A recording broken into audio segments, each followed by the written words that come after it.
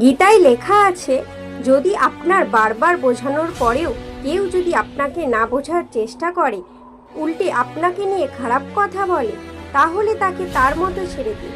কারণ সে আপনার থেকে নয়, নিজের ধ্বংস থেকে শিক্ষা নেওয়ার ইচ্ছায় বিশ্বাসী।